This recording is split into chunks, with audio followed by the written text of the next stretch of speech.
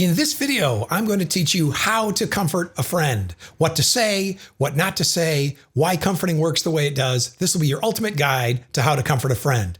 I'm Bruce Lambert from How Communication Works. This is a channel where I teach you about communication skills so you can improve your relationships, succeed at work, and be more confident. Let's start with one bad comforting message and one good comforting message and ask why one works and the other doesn't. Let's start with the bad comforting message. This is a text message that a friend of a friend sent to my colleague because they knew we were doing some teaching about comforting. And this is a real life comforting message. And the woman who received this, her child had just died after a long illness. And this is the message she got from a friend. Yes, doing well. A mother's heart always longs when she is without her child. At least you have your others though, and they need you to be happy. Be happy, okay? So there's a lot wrong with this message. If I were in a live session with you, I would ask you to point out what was wrong, but we can see she tells the mother to be happy, even though her child has died. She says that she should be happy for her other children. So on top of the mother's grief, now she feels guilty or ashamed for feeling sad. It commits lots of don'ts about what you should do when you comfort people and what you shouldn't do. It tells the person how to feel. It minimizes their feelings, and it just isn't very sensitive. It mostly attends to the needs of the person who sent the message rather than the needs of the person who's being comforted. And this is the kind of mistake that all of us are capable of making. This next message is the famous letter to Mrs. Bixby from Abraham Lincoln to the mother of 5 sons who had died over a short period of time during the Civil War. I'll read it to you briefly, and then we'll talk about why it works so well. Dear Madam, I've been shown in the files of the War Department a statement of the Adjutant General of Massachusetts that you are the mother of 5 sons who have died gloriously on the field of battle. I feel how weak and fruitless must be any words of mine which should attempt to beguile you from the grief of a loss so overwhelming. But I cannot refrain from tendering to you the consolation that may be found in the thanks of the Republic they died to save. I pray that our Heavenly Father may assuage the anguish of your bereavement and leave you only the cherished memory of the loved and lost and the solemn pride that must be yours to have laid so costly a sacrifice upon the altar of freedom. Yours very sincerely and respectfully, Abraham Lincoln. So this is a beautiful letter. This may be the most famous condolence letter in the English language. It was published in newspapers throughout the North during the Civil War because it was recognized at the time that it was a beautiful condolence letter. But we should remember, even a letter this beautiful, a level of empathy and comforting that most of us can only aspire to but never achieve, still doesn't make Mrs. Bixby's grief go away. If anything, it makes her feel seen and validated and honored in her grief.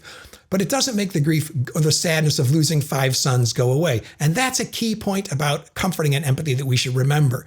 The point of empathy and comforting is not to make people's bad feelings go away. It's not to cheer them up. That's not realistic in many situations, and that's not even really healthy or helpful. What Lincoln does here so beautifully is he makes Mrs. Bixby feel seen and heard and understood and validated, and that is the key to comforting. And by the way, if you like my style of teaching, there are some free resources linked in the description and in the pinned comment and also in the header to my YouTube channel. So check those out if you like this style of teaching. So, what is empathy? Comforting is all about responding empathically. Let's give a definition of empathy. Empathy is a social and emotional skill that helps us feel and understand the emotions, circumstances, intentions, thoughts, and needs of others such that we can offer sensitive, perceptive, and appropriate communication and support. And this comes from a great book about empathy called The Art of Empathy by Carla McLaren. This is a great definition of empathy because it's complicated. People think that empathy is just feeling other people's feelings. If you're sad and I feel sad, that's empathy, but it's much more than that. First of all, it's a skill. It's learnable. It's not like height or eye color or hair color that, no matter how hard you practice, you can't turn your brown eyes blue. Empathy is a skill. It's learnable, and it's social and emotional. It helps us feel, that's the emotional part of empathy, and understand, that's the cognitive part of empathy, emotions, circumstances, intentions, thoughts, and needs of others. So it's more than just feelings. There's emotional empathy and then cognitive empathy, but understanding what people are thinking, what their plans and goals and intentions are, and what their needs are. And then there's an active part of empathy. We can't just know what people are feeling and thinking. We have to act in a compassionate way. So she says, such that we can offer sensitive, perceptive, and appropriate communication and support. That's the active part of empathy. You could have the great ability to understand what people are thinking and feeling and be a sociopath and be a psychopath. It's the desire to act out in a compassionate way and be kind to other people that turns empathy into an active, constructive, kind action. McLaren says there are 6 aspects of empathy. Emotional contagion, that's I can feel what you're feeling. Like feelings are catching, they're contagious. The second is empathic accuracy. That is, I can tell accurately what you're feeling based on the context, your posture, gesture, facial expression, pitch, rate, and volume of your speech, everything I know about you, knowing what just happened to you, about the circumstances. I use all this to be able to accurately identify what feeling you're feeling. And the thing is, feelings are invisible. We can't see them. We always have to infer them from observable behavior. And some of us do this more accurately than others. So empathic accuracy is the ability to accurately discern what someone is feeling based on observable behavior. Emotional regulation, that's the ability to have sufficient mature control of our own emotions such that when we're confronted by intense emotions, we're not overwhelmed by our own feelings. So imagine that we've experienced our own losses in life, breakups, deaths, disappointments, and so on, and someone comes to us looking for comfort over a breakup or a death. Emotional regulation means being enough in control of our own feelings that we can be present to their strong feelings without being overwhelmed by our own. Perspective taking, that's the cognitive part of empathy, being able to see the world through another person's eyes. That's really hard, and actually research says most of us are very bad at this. And the best way to understand what people are thinking and feeling is, get this, asking them. So don't think you can just see the world through another person's eyes just through the powers of your inference. Most of us aren't good enough to do that. Concern for others, these are the compassionate parts of empathy, and perceptive engagement, that's being willing to actually take action. And all that's from Carla McLaren's great book, The Art of Empathy, which I recommend that you read. So what is comforting? It's communication to alleviate emotional distress. We want to make people feel better, but the irony is we shouldn't think about that goal too much, even though that's the ultimate goal of comforting. When we're in it, we really want to make people feel seen, heard, understood, and so on, get them to elaborate on their feelings, and that's what makes them feel better. If we go in with the goal to make them feel better, we often try to cheer them up, and that doesn't work. It includes verbal behaviors, what we say, nonverbal behaviors, that's our own posture, gesture, facial expression, vocal, pitch, rate, and volume, spacing, timing, all these things are nonverbal. And comforting is normally focused on these sort of transient emotional disturbances or upsets, not long-term depression or anxiety that requires therapy. Comforting is sort of short-term emotional first aid. Why does it matter? To be able to do it and to be able to receive it improves our emotional well-being, enhances our ability to cope with difficult circumstances in life, which all of us will ultimately face, promotes physical health, like we'll sleep better, we'll be healthier, we'll eat more, we'll exercise more, we'll recover faster from illnesses, we won't catch so many illnesses, has all sorts of benefits. And of course, it strengthens our friendships and relationships, so it's worth learning. What are some key features of effective comforting? This comes from the communication literature. The first they call person-centeredness. Brant Burleson and his students identified this feature of comforting messages that they called person-centeredness. And a message was effective in comforting people to the extent that it was person-centered, meaning that it explicitly recognized and validated and elaborated on the other person's emotions. Those should be your goals. Understand and share another person's emotional experience. Well, I don't think that's absolutely necessary. If someone's in terrible pain or in terrible grief, you don't have to feel terrible pain and terrible grief. You just have to know that that's what they're feeling and be able to respond with compassion. In lots of helping professions, you can't possibly feel all the pain and suffering that your patients or counterparts are feeling because you'll burn out. So it's enough to know what they're feeling without literally feeling what they're feeling. Encouragement of emotional expression. The modern theory of comforting says that what makes us actually feel better when we're comforted is that it's the ability to elaborate on our own feelings. Because in talking about them, and not just venting, but in thinking through them, we gain new perspective on them. We're able to reappraise and reframe our own experience. And it's often, we think, this reappraisal and reframing process that actually lets us feel better over the long run, lets us see our circumstances in a different light. And then this different cognitive understanding of our situation produces different emotional responses and healthier emotional responses. It makes us feel better or comforted. And then face sensitivity. So face, we're talking about saving face and losing face.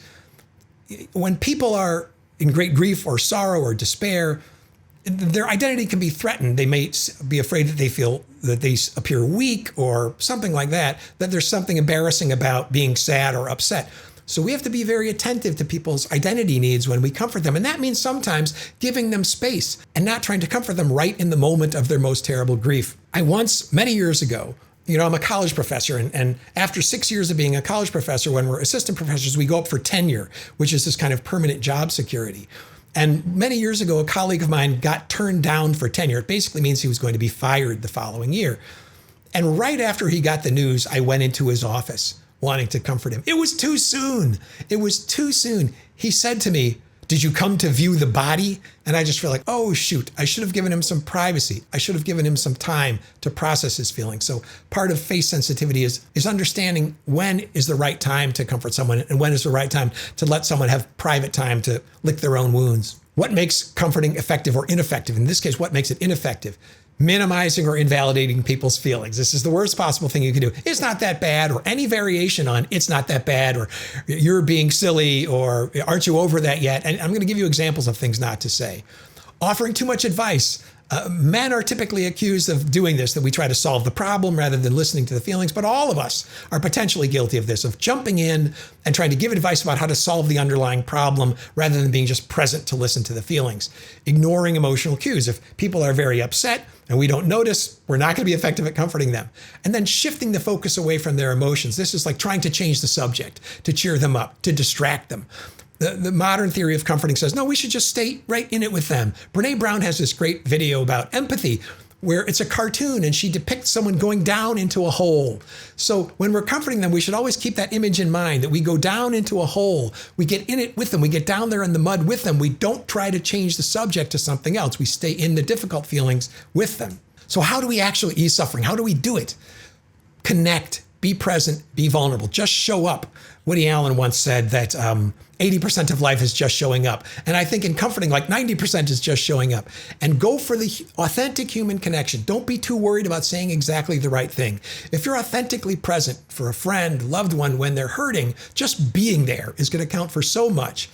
And then be vulnerable, meaning be willing to let your own feelings show. Be willing to be connected to your own feelings, and don't try to be stoic and that you're unaffected by it and so on. This vulnerability and connections will ultimately make people feel better. Bear witness. That means simply witness what other people are going through. People want to be seen. They want to know that they're not invisible, that their suffering is not invisible. So bear witness to their suffering. Invite exploration, expression, elaboration of feelings. This is what I talked about before. Let people talk about their feelings. People don't know exactly what they're feeling. So giving them an opportunity to talk about what they're feeling helps them piece together what they're feeling, what's the worst part, what's the hardest part, why do they feel the way they feel. Inviting elaboration starts the healing process by engaging in this process of cognitive reappraisal. Acknowledge without judgment the depth and complexity of their feelings. A lot of us go around thinking, well, I shouldn't feel sad. I shouldn't feel mad. I shouldn't feel jealous. Maybe our parents told us there are certain feelings we shouldn't have. But really, all of us feel all the feelings. We're just human beings. So one kind thing you can do when you comfort people is just let them feel all their feelings and know that the depth and complexity of theirs are okay with you. They don't have to be ashamed of any of it. When someone has died, you do what Lincoln did. You praise what has been lost. But most of all, you say yes to people's experiences. You just meet them where they are. This saying yes to people's experience is a principle in improvisation where you always say yes and you should keep that in mind. When you're comforting someone, just be with them, go with them, say yes to their experience. Don't try to correct them about the way they're feeling, just be there with them. And of course, invite reappraisal, as I've said multiple times. We all want it. Curiosity is the key. If you want to take one thing from this video, be curious. Instead of thinking, I want to go in there and make them feel better. I want to go in there and cheer them up. Think, I want to go in there and find out what is it like to be them in this moment. So curiosity is the key to empathy. What is it like to be them in this moment? Let them tell me about that. And if you need to tell someone something who's grieving, they won't be able to hear it until you listen to them first. So deal with feelings first. Don't try to fix the problem. Ask open-ended questions and engage in reflective listening, which is not always intuitive. It's what I'm trying to teach you now. And many of us weren't taught how to do this. You know, when I made this video before, people would say, I feel ashamed that I had to look this up on YouTube. But the fact is, nobody teaches us these skills. We're not born knowing them. They're just like any other skill. Someone has to teach them to us, and then we have to practice them in order to get good at them. It's the same thing with empathy. So there's no shame in wanting to learn how to do it well. You need to be humble and vulnerable to comfort well. And the main thing you need to be humble about is not thinking you know what the other person needs. The most humble and vulnerable thing you can do is remember that you don't know what the answer is. And try to find out by asking open-ended questions what people really need, and then try to give them what they need to the extent that you can. It's that kind of in-the-moment humility that you need to be a good comforter. So some more big picture lessons. How do we do this? Adopt a stance of curiosity. I already talked about that. That's what is it like to be you in this moment? Solidarity. I'm with you. I'm not going to abandon you. And support, I'm here to help. Acknowledge and name people's feelings. This is kind of empathy 101. Just try to identify the feeling and name what people are feeling. You seem upset. You seem frustrated. It sounds like you're really angry, something like that. Try to name the feeling. Even if you're wrong, it's okay. They'll tell you. And then you're often running into a discussion of emotions, which is where you want to be. Express empathy and regret about bad outcomes. A colleague of mine once did a study where he did role plays between doctors and actors who were playing patients. And the doctors had made medical errors and they were talking to the patient. And they videotaped these things. And afterwards they asked the doctor, did you apologize? And 80% of the doctors said they apologized. And when you looked at the videotape, 80% of the time they hadn't apologized. So people sometimes forget to express regret and remorse about the bad outcome. Maybe it's nothing you did, but you still want to say, I'm sorry that this bad thing happened. Acknowledge that strong emotional reactions are normal. I've talked about that already. Invite elaboration. I've talked about that a lot. Paraphrase. This is a trick from Chris Voss, and everybody who talks about comforting talks about this. When people take a pause and it's your turn to talk, just stop and try to summarize in your own words what they've said so far. And this proves to them that you were listening, but also gives you a reality check. You summarize what they said about what they're feeling, why they're feeling it, and they can listen. And if they're really heard, they'll say, that's right. And if not, they'll say, no, that's not exactly it. And they'll correct you, but still you're in the right direction. And acknowledge the limits of language and empathy. Lincoln says, how fruitless must be any words of mine to beguile you out of the grief of a loss so overwhelming, etc. So sometimes there's just nothing we can say. I just don't know what to say. I just want to be here with you. So how exactly to do this? What should we say in exact terms? And here's a bunch of slides, and you can take screenshots and write these down to try to remember. So first, express a desire to help. I really want to help you through this. Express positive regard for the person. You're such a good and kind person. Express concern and interest. I care so much about you. Availability. I'm here whenever you want to talk. And sometimes if people aren't ready to talk, you just tell them, when you're ready, just let me know and I'm here and ready to listen to you. Alliance, togetherness, solidarity. You're not going to have to go through this alone. I'm with you. I'm not going to abandon you. Acknowledgement, comprehension, and sympathy, sorrow, et cetera, et cetera. I'm so sorry. I know how much this relationship meant to you, or I know how much that person meant to you, or I know how much that job opportunity meant to you, whatever. Legitimize their feelings. People want to feel validated. So say that the other person's feelings are reasonable, normal, appropriate. Of course you're frightened. Anyone would be. This is really scary. Acknowledge their plight or circumstance. It totally sucks to work so hard for so long towards a goal and then not to achieve it. Absolve them of guilt or blame for the bad thing that happened to them. You say, you certainly didn't deserve this. There's no reason to feel bad about how you're reacting. So they shouldn't feel bad about what happened to them, and they shouldn't feel bad about reacting the way they did to what happened to them. Reassure them it's okay to express their feelings.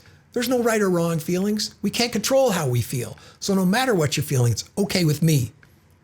Encourage elaboration. So I've said this a million times. This is what it sounds like. Encourage the expression of feelings. Can you tell me more about how you've been feeling? Ask open-ended questions.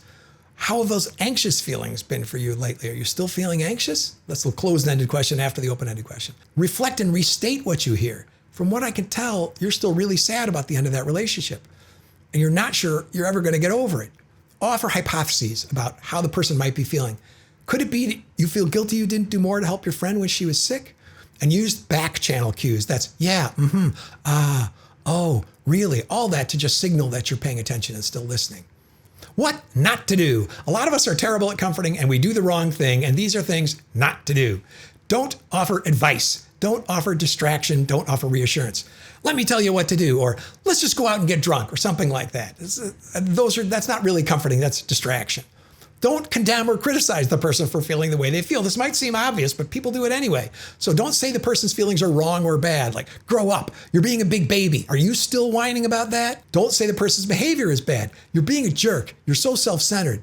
Don't tell them to relax. Don't tell them to chill out. Don't tell them to calm down. Don't tell them how to feel at all. What else not to do? Don't minimize their feelings. It's no big deal. Come on. And don't denigrate or put down the source of their feelings. That guy was a loser. That job was terrible, or whatever. Don't imply the person is incompetent. You still haven't dealt with your feelings? You're still upset about that? Don't imply that expressing your feelings is dysfunctional.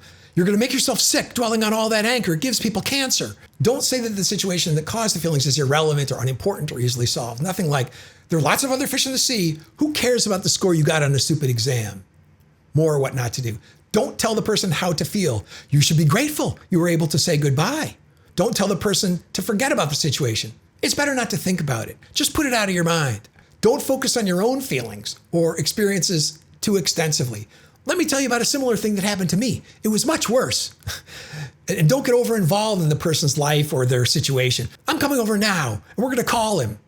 Give me your Facebook password. I'm going to edit your post for you. I want you to call me 3 times a day and tell me how you're doing. Just don't get so over involved. So why does all of this work? The modern theory of emotions is an appraisal theory of emotions. It says that emotions result from cognitive interpretations or appraisals of a situation. So we get into a situation and we make an appraisal. How good is it? How bad is it? How is it going to affect us? How much resource do I have to overcome it? And so on and so forth. So emotional distress comes when we have a negative appraisal of an event, and especially of that it's going to have bad outcomes and we don't have the ability to stop the bad outcomes from happening. So it isn't normally the events, right? It's our reaction to the event. So the same exact event can happen to 2 different people and they can have dramatically different emotional reactions because their cognitive appraisals of the situation are different. So it's the appraisal, what we think about the situation, that drives our emotional response. Therefore, changing the appraisal is what ultimately changes the emotional response. And that's the mechanism by which comforting works. So we help people change their appraisal of a situation. What happens in conversation is comforting induces or causes these conversational reappraisals in the process of talking about their feelings and the events that caused their feelings and the conclusions they came to about the events. They begin to reappraise the circumstances and begin to have a different emotional reaction when you're successful, that is. And so it helps the individual interpret distressing situations in a less distressing way. That's the sort of positive reframing of what's happened to a person. Suddenly they feel more able to cope, or it's not as bad as they thought, or something like that. Effective comforting fosters stable, long-term emotional improvements by changing the way people think about the things that have happened to them. How do we actually encourage reappraisal? There's a certain kind of conversational environment we want to create, and it has these 4 features. Create an atmosphere of trust and affection and availability and concern. I've talked about a lot of this already. Foster the expression of emotions by acknowledging, legitimizing, elaborating on their feelings. Manage the person's level of arousal, which means stop the conversation if things get too heated, if they get too overwhelmed. You don't have to finish it all in one conversation. Encourage sleep, nutrition, exercise, or even change the subject. And at this point, some distraction might be useful if they're overwhelmed by their feelings, and further discussion would just be fruitless. Maintain a secure conversational setting. Put away your phone, turn off the TV, close the door, eliminate all other distractions, find a private place to talk. All of these things will encourage an environment where reappraisal can occur. And then foster discussion of emotions. Ask about the situation, ask about their interpretations and hypotheses about why they feel the way they do, and so on. Reassure them that talk of feelings is normal and welcome and safe. Ask open-ended questions, ask for the whole story. Tell me more. If you're ever at a loss for what to say when you're comforting someone, just say, tell me more. I really want to hear all about it. And avoid giving too much advice or offering too much judgment. There's also some character strengths and mindsets that underlie the ability to be good at comforting, and I'll list them here. 1, humility and selflessness. Empathy is about the other person. So you've got to be humble and selfless enough to put your own thoughts and needs and judgments aside while you're comforting them. Patience. People's feelings have their own timetable. You can't rush people through the processing of their own feelings. Equanimity. This means being comfortable with whatever happens, having a kind of detached perspective, being calm, composed, and peaceful, and detached from your own feelings and from the ups and downs of life. And this allows you to be present for other people's difficult emotions. Vulnerability.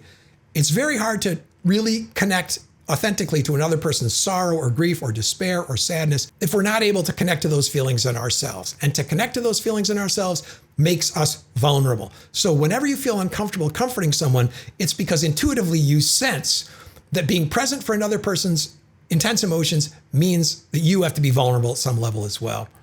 Honesty. You have to be honest with yourself and with other people about how you've reacted to circumstances, about how you feel, about how you've succeeded and how you've failed at dealing with different things. And this honesty is what contributes to your authentic presence in a comforting situation. And finally, you have to be sincere. You can't take the things I said in this presentation and then say them like a robot and think that that is going to be effective comforting. You can't say, boy, you seem very sad. Let me help you reappraise your feeling. No, it has to come from this open, authentic, sincere place. And that's really you really having a genuine desire to comfort someone. So to wrap it all up, comforting is a skillful form of a communication. It's essential for our well-being and the well-being of the people that we have close relationships with. Effective comforting facilitates emotional reappraisal, and emotional reappraisal facilitates emotional healing. Understanding these cognitive processes enhances our effectiveness in being good at comforting. I hope you enjoyed this comprehensive guide to comforting. If you like my style of teaching, check the description and the header to my channel and the pinned comment. It has links to free resources and to the waiting list for a course I'm developing. So thank you so much for watching. We'll see you next time.